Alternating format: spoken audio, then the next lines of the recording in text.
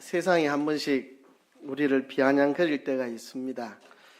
교회는 이기주의다, 기독교는 배타적이다, 기독교인들 외골수다, 여러 가지 말을 통해서 비아냥거리는데요. 우리가 세상이 그런 말을 우리에게 할 때 우리가 말만 들어서는 안 되고 그 속에 있는 뜻을 읽을 수 있어야 됩니다. 어떤 표현으로 비아냥하든지 그 속에는 이런 뜻이 들어 있습니다. 신자가 신자답지 않다, 교회가 교회답지 않다는 이야기입니다. 겉으로는 교회가 그들처럼 되기를 원하는 것처럼 말하지만 속마음은 그 반대입니다. 너희들은 신자니까 신자답게 살아야 하지 않느냐, 교회니까 교회답게 살아야 하지 않느냐, 그런 이야기입니다. 우리가 말하는 것과 우리가 살아가는 모습이 다르기 때문에 그들이 비아냥거리는 겁니다. 우리가 부활절이면 예수님이 부활하셨다고 말을 하면서도 일상 속에서 살아갈 때는 부활이 없는 것처럼 살아가니까 말은 예수님 부활하셨다 말하고 사는 것은 부활이 없는 것처럼 부활을 믿지 않는 자기들과 똑같이 사니까 비아냥거리는 겁니다. 그래서 우리는 본질을 회복해야 됩니다. 세상이 교회를 향하여 비아냥거릴 때 그들처럼 똑같이 살라고 하는 거구나 하고 그들에게 동화가 되면 그건 잘못 생각하는 것입니다. 겉으로는 자기들과 같이 동화가 되라고 말하지만 그 속마음은 신자가 신자다워지고 교회가 교회다워져야 한다는 이야기를 하고 있는 것입니다. 그래서 우리는 그럴수록 교회의 본질을 붙잡아야 됩니다. 교회의 본질은 예수님의 십자가 대속과 부활에 있습니다. 예수님의 죽음과 부활, 이 본질로 우리가 돌아가야 됩니다. 이제 부활절이 되었는데요. 여러분들은 부활을 믿습니까? 여러분들은 예수 그리스도가 부활하셨음을 믿고 있습니까?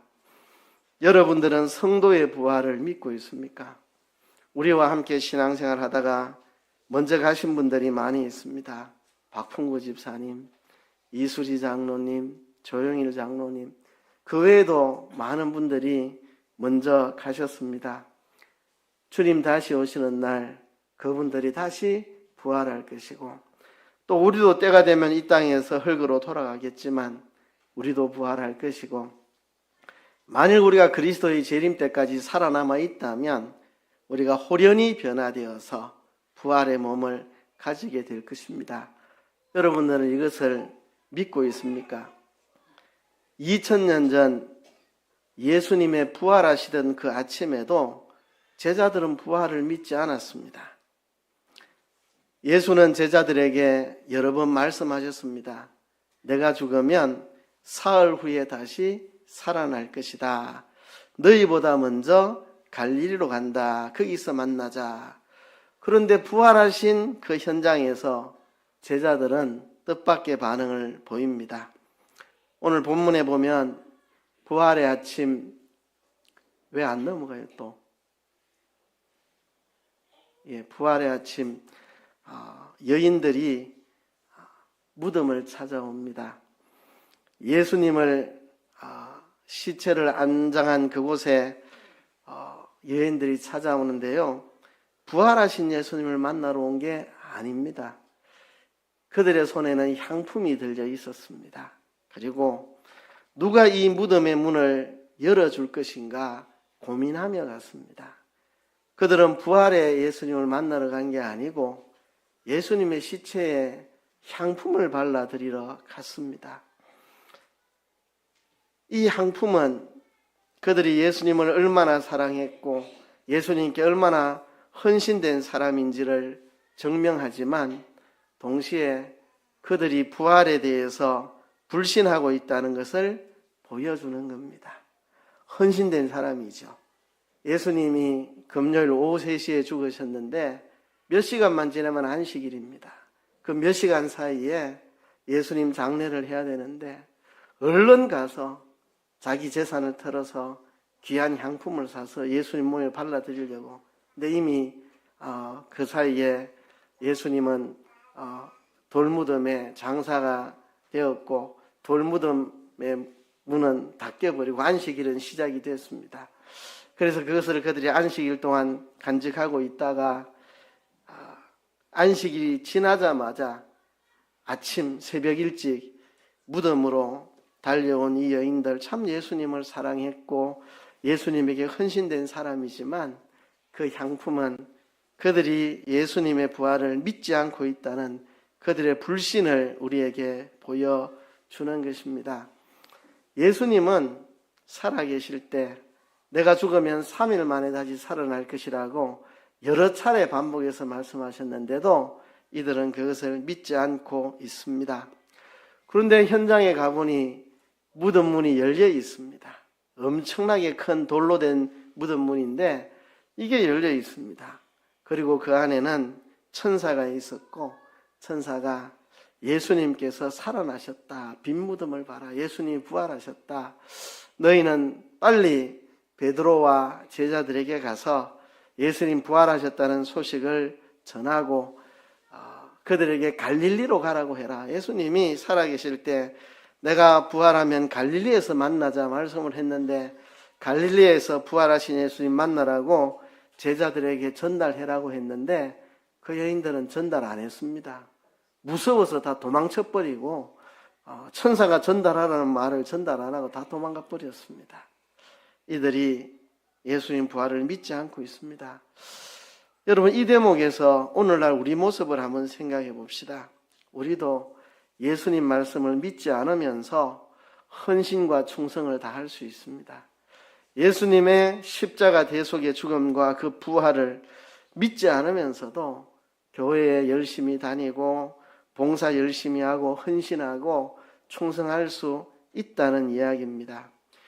부활의 신앙 없이도 예수님의 이름을 이야기할 수 있고 십자가 대속을 믿지 않고도 값비싼 헌신을 드릴 수 있다는 이야기입니다. 지금 이들은 예수님을 사랑하고 예수님께 헌신된 자들인데 예수님의 부활을 믿지 않고 있는 것처럼 우리도 그와 같을 수 있다는 것입니다. 여기서 문득 우리는 세상 사람들이 우리에게 비아냥거리는 말을 떠올리게 됩니다. 신자가 신자답지 않다. 교회가 교회답지 않다. 늘 예수를 내세우면서 예수님의 부활을 믿지 못하는 이율배반. 그렇죠? 그러니까 세상이 실망해가 비아냥거리는 겁니다. 예수님의 죽음과 부활을 이야기한다면 진짜 부활의 신앙을 가지고 그렇게 사는 게 우리 눈에 보여야지. 이 세상의 죽음은 끝이라고 믿는 자기들과는 달리 부활을 믿는 너희들은 정말 기쁘고 즐겁고 희망차고 힘있게 살아가는 다른 모습을 보여야 되지. 그러니까 비아냥하는 건 아닐까. 그렇죠? 그런데 오늘 본문의 이야기는 여기서 끝나지 않습니다.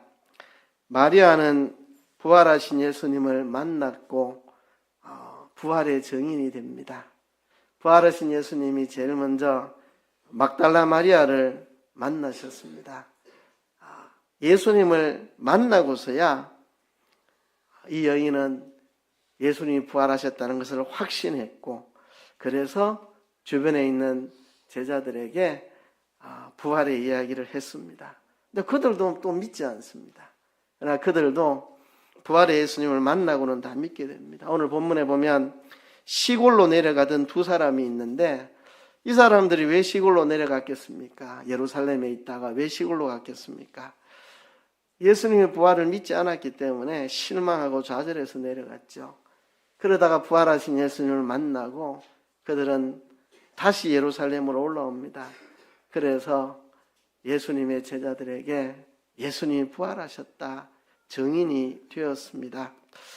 예수님의 제자들도 처음에는 예수님 부활하셨다는 이야기를 여러 사람을 통해 전달받았지만 믿지 못했는데 부활하신 예수님이 그들 가운데 나타나시고 그들이 부활의 예수님을 믿고 또 예수님은 그들에게 부활의 증인이 되라고 말씀하셨고 그들은 예수님의 부활을 증거하는 증인이 된 것을 본문이 우리에게 말하고 있습니다. 주님은 우리의 믿음 부족함을 잘 알고 계십니다. 그래서 믿음이 부족한 우리들을 고치고 변화시켜서 우리를 사용하십니다. 우리가 예수님의 십자가 대속에 대한 믿음, 예수님의 부활에 대한 믿음, 성도에 대한 부활의 믿음, 이런 믿음이 부족한 우리들 주님께서 이 부활의 아침 무슨 일이 일어났습니까?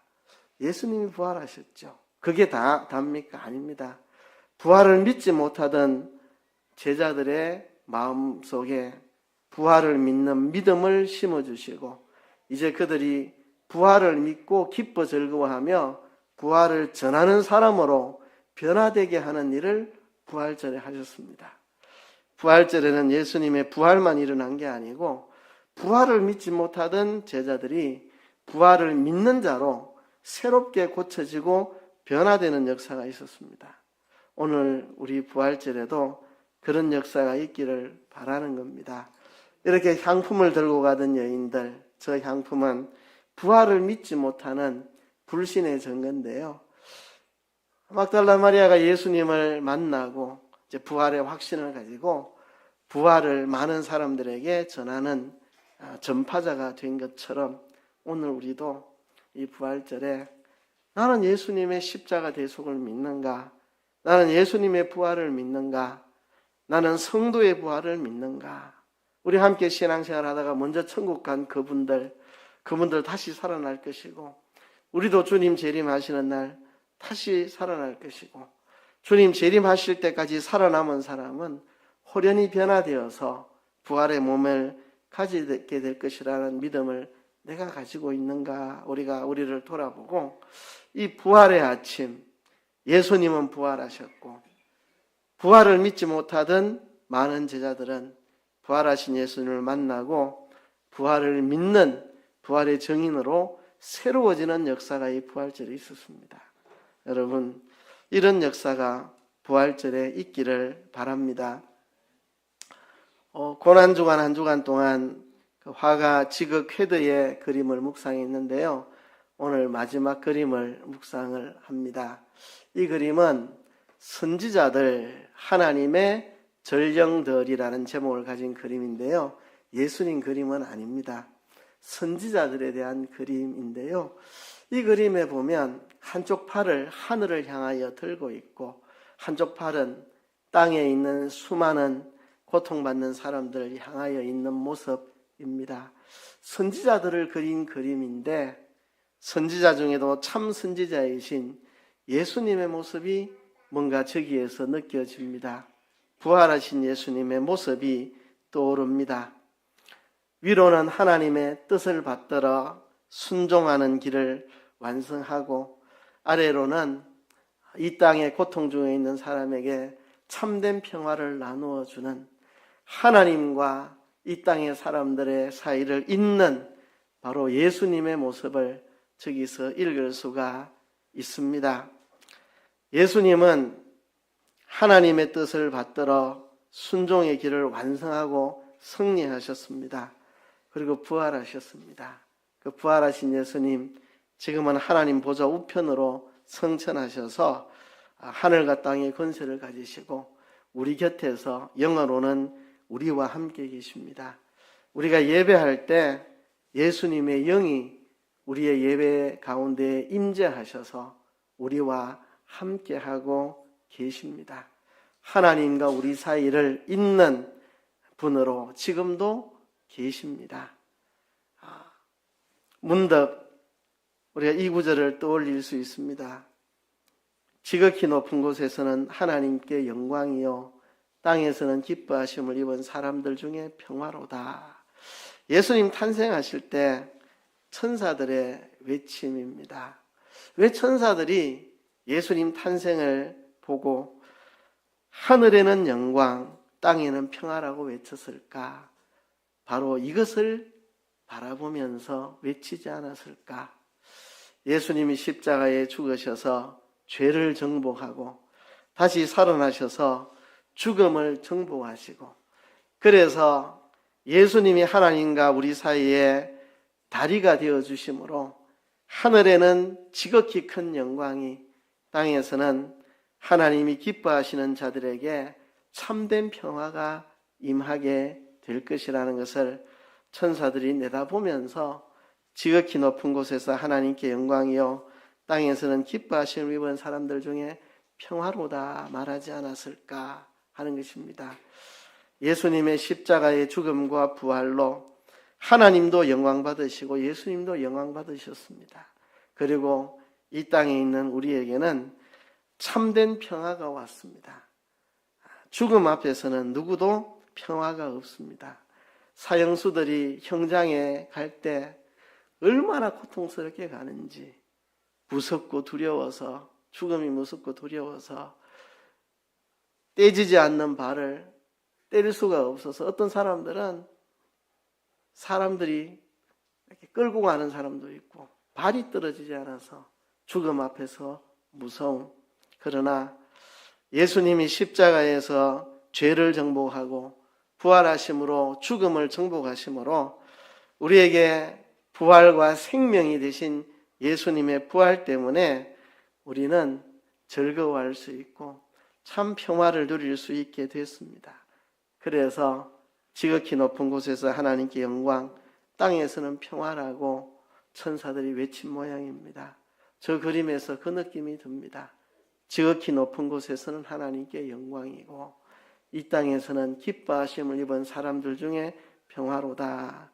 여러분, 세상 모두가 죽음을 두려워할 때 우리는 자신 있게 외칠 수 있습니다.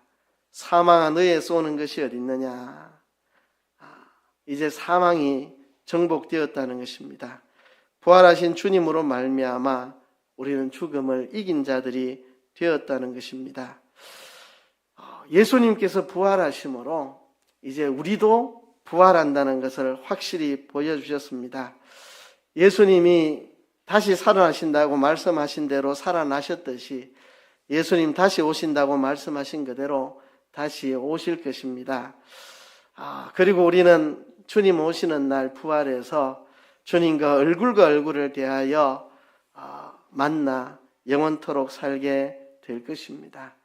주님 부활하신 거 그의 말씀대로 부활하셨듯이 재림하시는 거 그의 말씀대로 다시 오실 것이고 그가 다시 오실 때 우리는 부활하여 주님과 영원토록 얼굴을 맞대고 살게 될 것입니다. 그래서 우리는 죽음을 두려워하지 않고 살아갈 수 있는 사람들이 되었습니다. 고린도전서 15장을 우리가 부활장이라고 말하는데요. 고린도 교회가 그리스도의 부활을 부정하진 않았습니다. 고린도 교인들은 다 그리스도의 부활을 믿었습니다. 왜냐하면 바울의 고백처럼 부활하신 예수님 많은 사람들에게 나타나셨고 맨 마중에 바울 자신도 부활하신 예수님을 만났고 500여 형제가 일시에 부활하신 예수님을 만나는 일이 있었는데 그들 중에 대다수가 아직 살아있다고 고백을 합니다. 부활의 예수님을 만난 사람들의 대다수가 살아있던 그 시대에 고린도 교인들은 그리스도의 부활은 다 믿었습니다. 뭘 의심했느냐? 성도의 부활을 의심했습니다. 성도의 부활. 우리가 부활할 것인가? 죽으면 끝나는 거 아닌가? 사랑하는 우리 성도들 죽었는데 다시 살아나지 못하는 건 아닌가? 그들이 의심할 때 바울이 고린도전서 15장에서 그들에게 가르칩니다. 죽은 자의 부활이 없다면 그리스도께서도 살아나지 않았을 것이고 그리스도가 살아나지 않았으면 우리도 부활 못하고 우리는 가장 불쌍한 자다. 그러나 그리스도께서 살아나셔서 부활의 첫 열매가 되어 우리도 우리의 차례로 부활하게 될 것이라는 이야기입니다. 이 고린도전서 15장의 부활에 대한 바울의 가르침 맨 마지막 부분을 공동체 성경 읽기로 한번 여러분들하고 같이 보면서 들을까 합니다. 화면에 이 고린도전서 15장 그 부활장의 마지막 결론이 나타나는데요. 한번 앞을 보시면서 고린도전서 15장 51절부터 58절까지를 한번 묵상해 보도록 하겠습니다. 2000년 전 부활의 그 아침 무슨 일이 일어났습니까? 예수님이 다시 살아나셨습니다. 그리고 부활에 대해서 들었지만 믿지 못하던 불신앙이 신앙으로 바뀌는 역사가 있었습니다. 오늘 2026년 이 부활절에도 그 일이 우리 가운데 일어나기를 바랍니다. 우리가 예수님의 부활을 믿지 못하는 마음이 있었다면, 성도의 부활을 믿지 못하는 마음이 우리 속에 있었다면, 이제 부활하시고 성천하사 하나님 보좌 우편에 계시면서 우리가 예배할 때마다 우리 가운데 임재하시는 예수님을 만나고 우리도 부활에 대한 믿음으로 살아가는 우리가 되기를 원합니다. 우리의 부활에 대한 불신이 부활에 대한 믿음으로 바뀌는 부활절이 되고, 이제 죽음을 무서워하는 세상 사람들 속에서 더 이상 죽음을 무서워하지 않고 부활의 신앙으로 힘있게 살아가는 우리 모두가 되기를 주의 이름으로 축복합니다.